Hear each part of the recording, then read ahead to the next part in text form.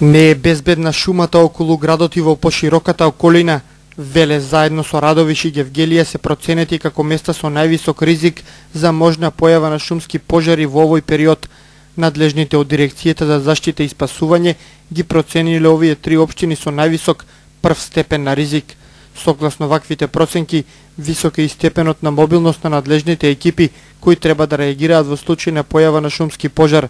Инаку пред само една недела Велес беше рангиран во групата на повеќето градови низ земјава каде опасноста од пожар од втор степен, но високите температури придонесоа ова поднебје сега да биде поризично од другите и покри големиот ризик против пожарната единица годинава нема интервенција во пожар на отворен простор. Тие велат дека се подготвени да реагираат најбрзо што можат.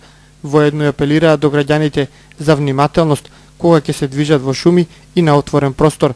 Секое невнимание може да предизвика појава на пожар, ги посочуваат летните месеци од пред 2 години, кога шумата во Велешко речиси насекаде гореше, опожареноста се проценуваше на стотици хектари.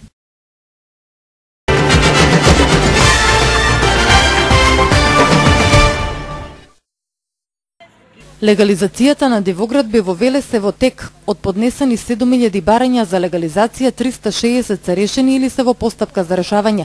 Надлежните велат дека најголемиот број на предмети се за индивидуални домувања, но имало и барања за легализирање на стопански објекти.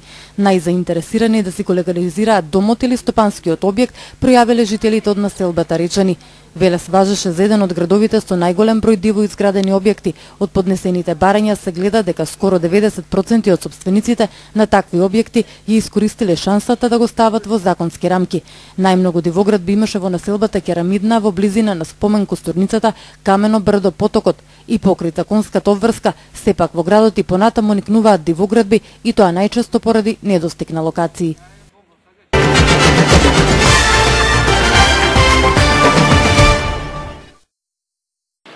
Основниот суд во Велес ја зголеми наплатата на паушалните правосилни, кривични и прекршочни предмети. Од јануари годинава досега судот наплатил над 800.000 денари, што е за 3 до 4 пати повеќе од минатите години. Според председателот на судот Јордан Лазаров, само во текот на претходниот месец се наплатени 200.000 денари, што е за 100% повеќе од вообичаените месечни наплати. Од судот апелираат сите оние што ги немаат платено паушалите да си го подмират долгот, за да не платат дополнителни трошоци на извршителите, кои се од 3 до 4 пати поголеми од основниот долг. Овие пари се наменети за тековните потреби за работа на основниот суд.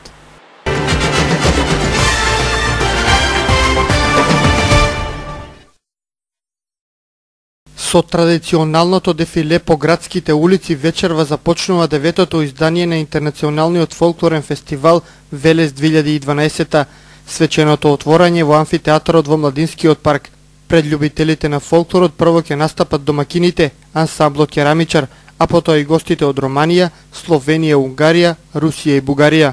Годинава фестивалот има најбогата програма. Дури 8 странски и 10 домашни ансамбли и културно-уметнички друштва ќе настапат на 5-те фестивалски вечери. На сцената во Младинскиот парк ќе имаме можност да уживаме во настапот на фолклорните ансамбли од странство.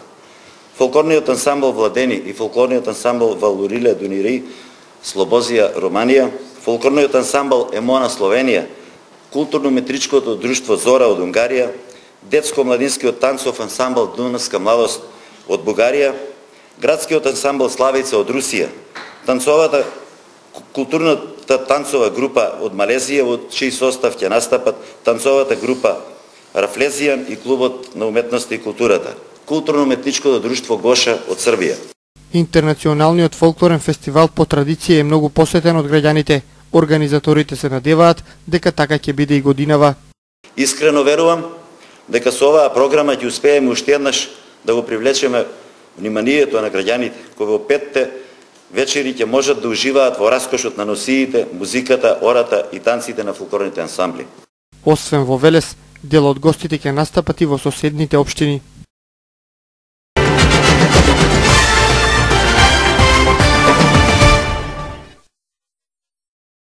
6 велешани ќе платат казна за тоа што неделава која измина го шетале куќето без заштитна маска. Казнувањето продолжува, полицијата се придржува на препораките, прво ги опоменуваше граѓаните, а веќе еден месец им пишува прекршочни пријави. Таква пријава ќе добиете лицата кои во минатата недела биле вклучени во 3 нарушувања на јавниот ред и мир со физички напад и 2 во тепачки.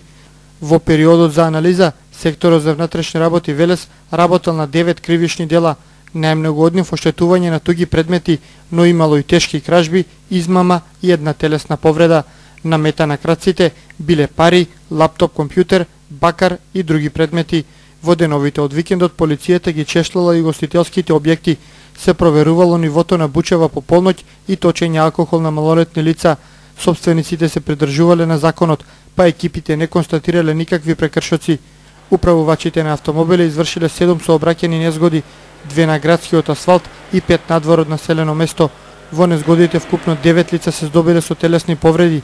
За да ги натера возачите да се придржуваат на сообраќајните правила, полицијата и минатата недела спровела акцијска контрола за безбедност, при што констатирани биле повеќе прекршоци.